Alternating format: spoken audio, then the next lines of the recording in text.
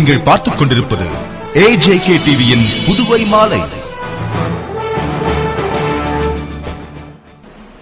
வணக்கம். புதுவை பல்கலைக்கழக பட்டமளிப்பு விழாவில் பங்கேற்க புதுவை வந்த ஜனாதிபதி பிரணாப் முகர்ஜிக்கு லாஸ்பேட்டை விமான நிலையத்தில் ஆளுநர் வீரேந்திர கட்டாரியா, முதல்வர் ரங்கசாமி, மத்திய இணையமைச்சர் நாராயணசாமி உள்ளிட்டோர் உற்சாக வரவேற்பு அளித்தனர். புதுவை பல்கலைக்கழக பட்டமளிப்பு விழாவில் பங்கேற்க ஜனாதிபதி பிரணாப் முகர்ஜி சென்னையிலிருந்து ஹெலிகாப்டர் மூலம் லாஸ்பேட்டை விமான தளத்திற்கு வந்தார். அவருக்கு ஆளுநர் வீரேந்திர கட்டாரியா, முதலமைச்சர் ரங்கசாமி, மத்திய இணையமைச்சர் நாராயணசாமி ஆகியோர் சால்வை அணிவித்து பூங்கொத்து கொடுத்து மற்றும் நினைவு பரிசு வழங்கி உற்சாக வரவேற்பு அளித்தனர். தொடர்ந்து மாநிலங்களவை உறுப்பினர் கண்ணன், தலைமைச் செயலர் Chetan Visangi, collector Deepakkumar, IG Shukla, NCC group commander Joshi ஆகியோர் பூங்கொத்து கொடுத்து பொன்னாடை அணிவித்து வரவேற்றனர். இதனையடுத்து ஜனாதிபதி பிரணாப் முகர்ஜி காவல்துறையின் அணிவகுப்பு மரியாதையை ஏற்றுக்கொண்டார்.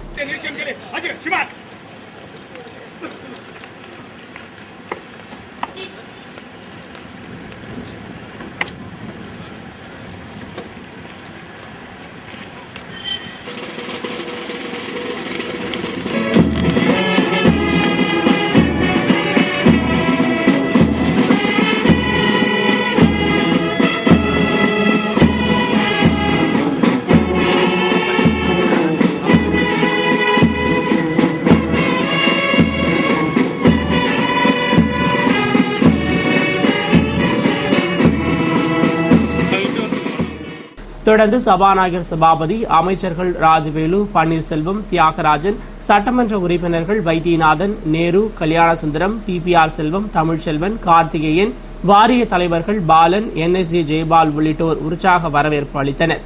அதுபோன்று காங்கிரஸ் சார்பில் மாநில தலைவர் AB சுப்பிரமணியன், எதிர்க்கட்சித் தலைவர் வைத்திலிங்கம், முன்னாள் அமைச்சர்கள் கந்தசாமி, வல்சராஜ், ஷாஜகான், தேனி ஜெயக்குமார், ஏழுமலை, சட்டமன்ற உறுப்பினர் திருமுருகன் உட்பட பலர் பூங்கொத்து கொடுத்து உற்சாகமாக வரவேற்பு அளித்தனர். புதுவை பல்கலைக்கழக பட்டமளிப்பு விழாவில் ஜனாதிபதி பிரணாப் முகர்ஜி 18,500 மாணவ மாணவிகளுக்கு பட்டங்களை வழங்கி பாராட்டி பேசினார். புதுவை பல்கலைக்கழக நேரு அரங்கில் 23வது பட்டமளிப்பு விழா நடைபெற்றது. விழாவில் பல்கலைக்கழக அறிக்கையை துணைவேந்தர் சந்திரா கிருஷ்ணமூர்த்தி வாசித்தார். விழாவில் ஆளுநர் வீரேந்திர கட்டாரியா, முதல்வர் ரங்கசாமி, மத்திய இணையமைச்சர் நாராயணசாமி, மாநிலங்களவை உறுப்பினர் கண்ணன் ஆகியோர் முன்னிலை வகித்திட சிறப்பு விருந்தினராக ஜனாதிபதி பிரணாப் முகர்ஜி பங்கேற்று விழாவிற்கு தலைமையேற்று தங்கப்பதக்கம் வென்ற முதல் 5 மாணவ மாணவிகளுக்கு பட்டங்கள் வழங்கி சிறப்புரையாற்றினார்.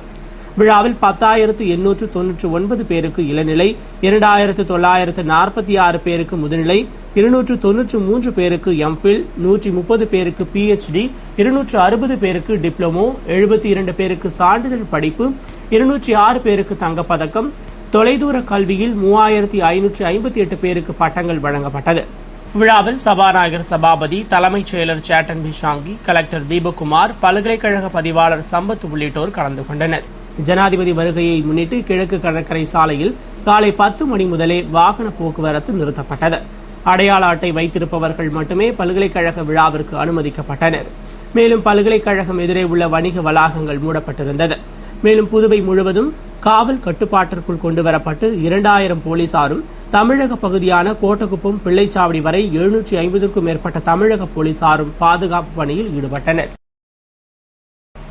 உலக அளவில் முன்னணியில் உள்ள 200 பல்கலைக்கழக பட்டியலில் இந்தியா இல்லை என்பது வேதனை அளிக்கிறது என்று பல்கலைக்கழக பட்டமளிப்பு விழாவில் ஜனாதிபதி பிரணாப் முகர்ஜி பேசினார்.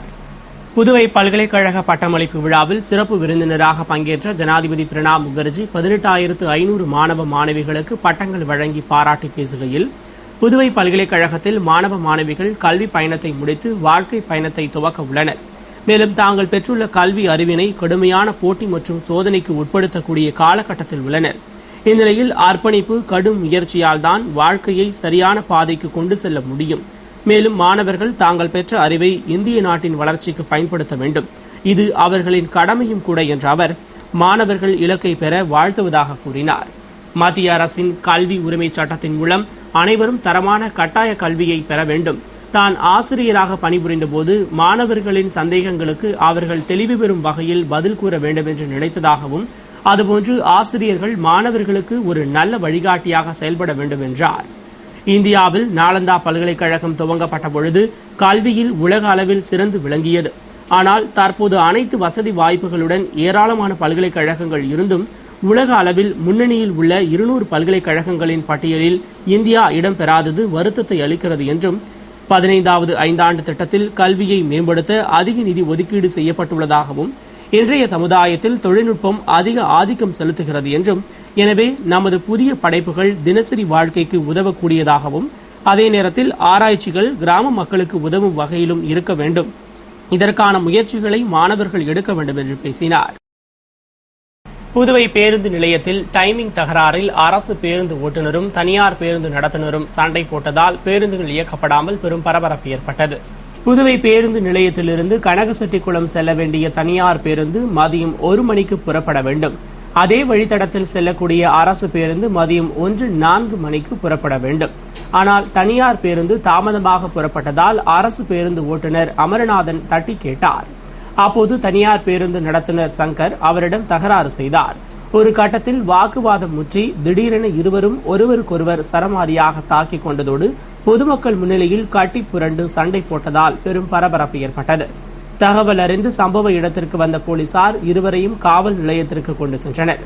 இதற்கு எதிர்ப்பு தெரிவித்து தனியார் பேருந்து ஓட்டுநர்கள் மற்றும் நடத்துனர்கள் பேருந்துகளை இயக்காமல் போராட்டம் நடத்தினர். அப்போது புதுவை சாலை போக்குவரத்து கழக மேலாளர் குழந்தைவேல் முன்னிலையில் இன்ஸ்பெக்டர் வீரவல்லவன் இரு தரப்பினரையும் அழைத்து பேச்சுவார்த்தை நடத்தியும் உடன்பாடு ஏற்படவில்லை. மேலும் பொது இடத்தில் சண்டை போட்ட அரசு பேருந்து ஓட்டுநர் தனியார் பேருந்து நடத்துனர் ஆகிய இருவர் மீதும் போலீசார் வழக்கு பதிவு செய்து கைது செய்தனர். புதுவை பெருமாள் கோவில் வீதி அரசு ஆரம்ப பள்ளியில் நடந்த அறிவியல் கண்காட்சியை சட்டமன்ற உறுப்பினர் லட்சுமி நாராயணன் திறந்து வைத்து பார்வையிட்டார். புதுவை பெருமாள் கோவில் வீதியில் உள்ள அரசு ஆரம்ப பள்ளியில் பள்ளி அளவிலான அறிவியல் கண்காட்சி தலைமை ஆசிரியர் முருகையன் தலைமையில் நடைபெற்றது.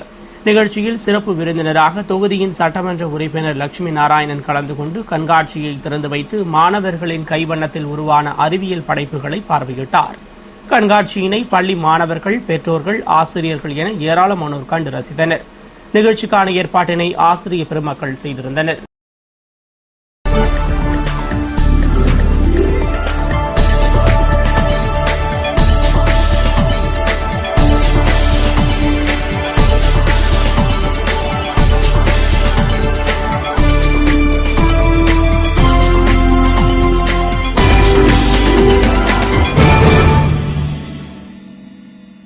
கென்ய வணிக வளாகத்தில் தீவிரவாதிகளின் கொடூர தாக்குதல் முடிவுக்கு வந்துள்ள நிலையில் உயிரிழந்தவர்களுக்கு அஞ்சலி செலுத்தும் வகையில் அந்நாட்டு அரசு 3 நாட்கள் துக்கம் அறிவித்துள்ளது.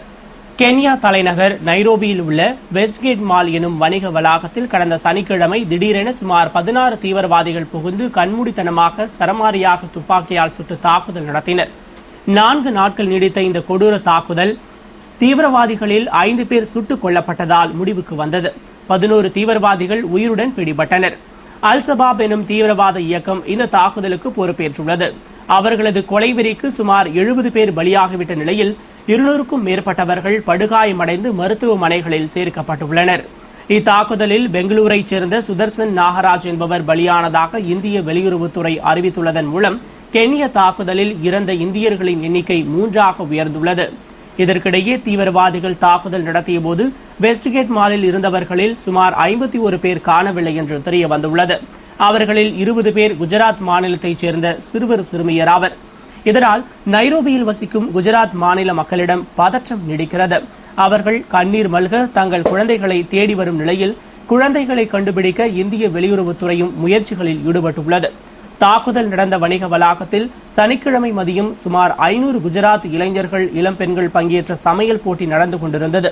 அந்த சமயத்தில் தீவிரவாதிகள் கண்மூடித்தனமாக சுட்டதில் குஜராத்தை சேர்ந்தவர்களில் கணிசமானவர்கள் பாதிப்புக்கு உள்ளாகி இருக்கிறார்கள். அமெரிக்க நாட்டு மக்களையே தீவிரவாதிகள் குறிவைத்து சுட்டுள்ளனர் என்றும் இந்தியர்கள், இங்கிலாந்து நாட்டுக்காரர்களை தீவிரவாதிகள் அச்சுறுத்திவிட்டு விட்டதாக கூறப்படுகிறது. தற்போது வெஸ்ட்கேட் வணிக வளாகம் முழுவதும் ராணுவத்தின் கட்டுப்பாட்டில் உள்ளது. போலீசார் வழக்கு பதிவு செய்து விசாரணையை தொடங்கியுள்ளனர். தீவிரவாதிகள் தாக்குதலில் உயிரிழந்தவர்களுக்கு அஞ்சலி செலுத்தும் வகையில் கென்ய அரசு சார்பில் 3 நாள் துக்கம் கடைபிடிக்கப்படும் என்று ஜனாதிபதி உரு கென்யாட்டா அறிவித்துள்ளார். இத்துடன் செய்திகள் நிறைவடைந்தன. வணக்கம்.